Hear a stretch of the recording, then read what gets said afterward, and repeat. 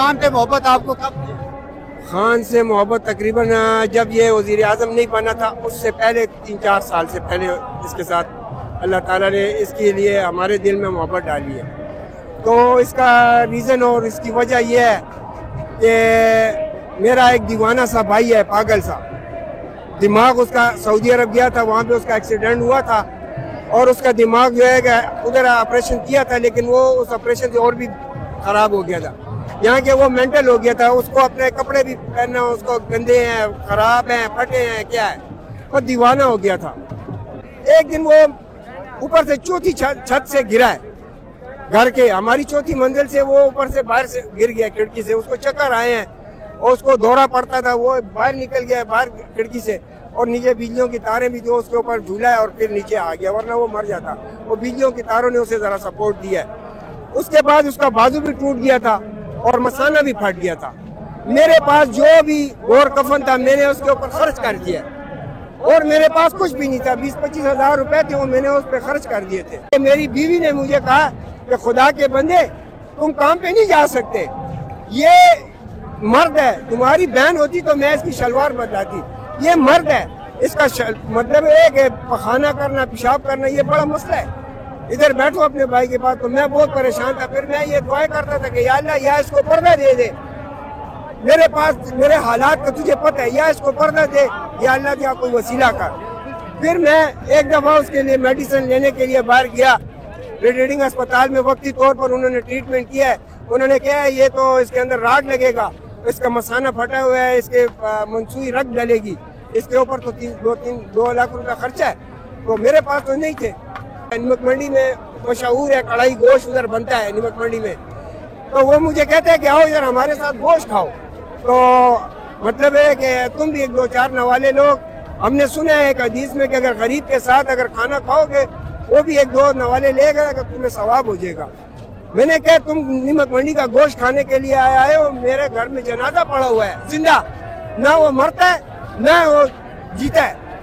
تو میں نے کہا مجھے تو پانی بھی نہیں، آج 6-7 دن ہو گئے میں نے کھانا بھی نہیں کھایا ہوا، ایسی طرح حالات ہے. وہ نیشنل پارٹی کا بندہ تھا. وہ مجھے کہتے ہیں صبر کرو. وہ 10,000 روپے اپنے پرس سے نکال کے مجھے دے رہے، کہتے ہیں یہ لو اس کے لیے کوئی علاج. میں نے کہا 10,000 نہیں، میں نے اس کے اوپر 30-40 ہزار روپے خرچ کر دیے.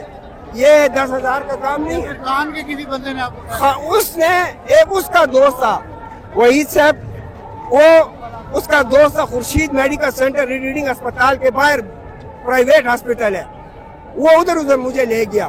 ادھر جب بیٹھے تو اس نے کہا کہ مطلب ہے کہ میں کھجورے کھاؤ، زمزم پیو. تو خورشید صاحب نے اس کو کہا، وحید صاحب نے کہا کہ نہ میں کھجورے کھاتا ہوں نہ میں زمزم پیتا ہوں. کھجورے بھی میں نے بہت کھائی، زمزم بھی میں نے بہت پیا.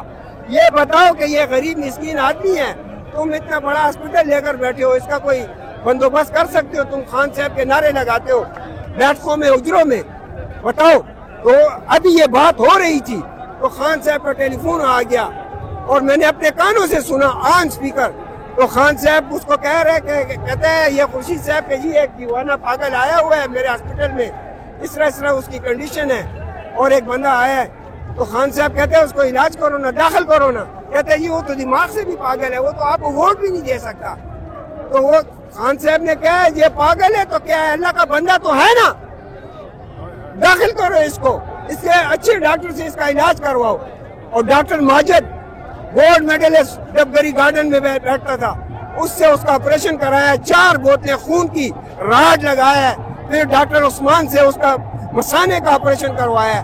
میں جب وہ میرا بھائی ٹھیک ہو گیا اور میں وہاں سے 7 دن کے بعد میرے بھائی کو جوائن کر دیا تو خورشید صاحب مجھے کہنے لگے بھائی کو لے کر جا رہے ہو، بھائی کو تو لے کر جا رہے ہو اس مستانے کو، لیکن کل کو خان تمہیں اگر کہیں بلائے تو تم آؤ گے. تو میں نے کہا اس بندے نے، لوگ اس کو یہودیوں کا ایجنٹ کہتے ہیں، میرے لیے یہ فرشتہ ہے، میرے لیے یہ فرشتہ ہے. لوگوں کی باتیں چھوڑو، لوگ جو مرضی کہتے رہے.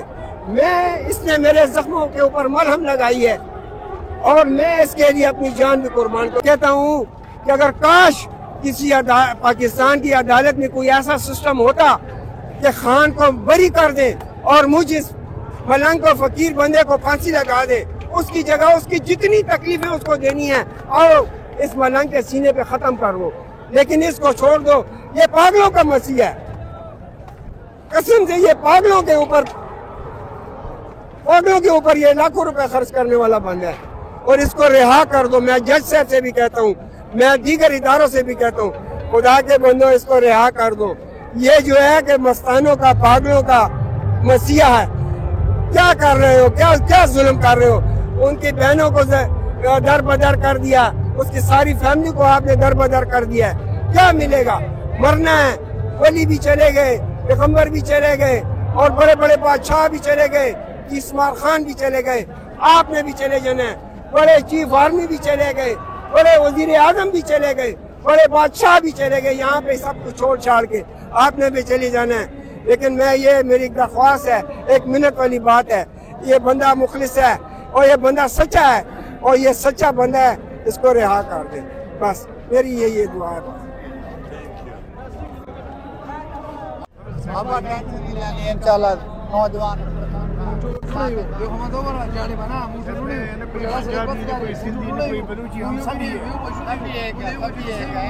کام آئے گا باہر وہ حوصلے پکار رہا کاش اگر اس کے بعد آپ ان سے کوئی سوال پوچھتے تو